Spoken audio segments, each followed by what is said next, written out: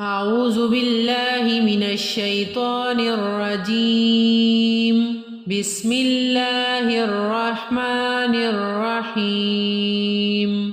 إذا جاء نصر الله والفتح ورأيت الناس يدخلون في دين الله أفواجا فسبح بحمد ربك واستغفره إنه كان توابا.